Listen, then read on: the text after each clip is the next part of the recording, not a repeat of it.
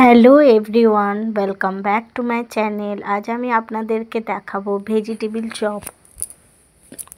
চলো দেখা যাক কেমন করে আমি তাহলে ভেজিটেবিল চপটা বানাই। প্রথমে দেখো এখানে দুটো মিডিয়াম সাইজের বিট, দুটো গাজর আর দুটো আলু নিয়েছি।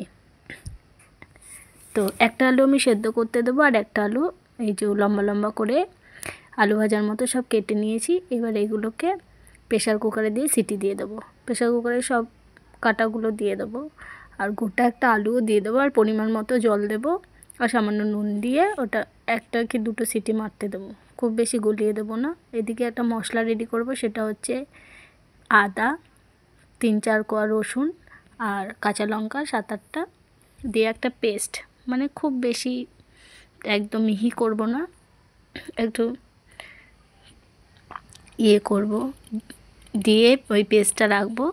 আর এদিকে বাদাম প্রথমে তেল দিয়ে বাদামটাকে ভেজে তুলে নেব। তারপরে ওই তেলেতে একটু হিং আর ওই বাটা মশলাটা দিয়ে দেবো। তারপরে ওই সিদ্ধ করে রাখা এইগুলো দেখতেই পাচ্ছ, একদম আমি পুরো গলিয়ে সিদ্ধ করিনি, পুরো মানে খাড়া খাড়া হয়ে আছে সেই রকম দিয়ে দিয়েছি। আর ওই একটা আলু, সেদ্ধ আলুটাও চটকে আমি দিয়ে দিলাম।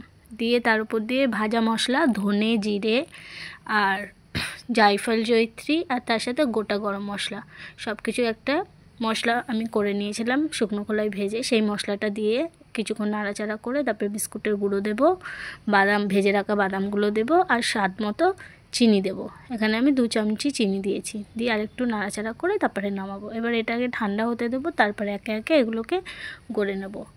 আর এদিকে আমি একটা অ্যারারুটের একটা ঘোল তৈরি করে নিয়েছি 2 চামচি অ্যারারুট দিয়ে।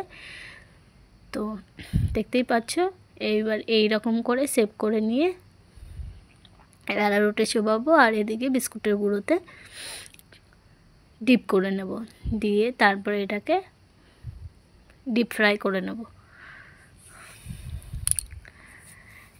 দেখতেই পাচ্ছ আমি একে একে করে নিচ্ছি।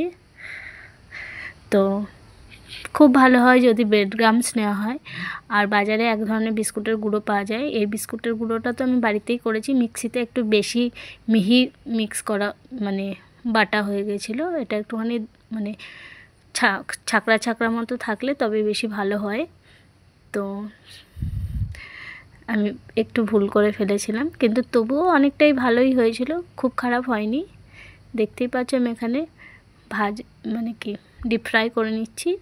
তো খুব ডিপ করিনি আমি, সেইভাবে আমি ভেজে একে একে ভেজে ভালো করে ভেজে তুলে নেবো। দেখতে পাচ্ছ আমার এখানে ভাজাটা কেমন হয়েছে।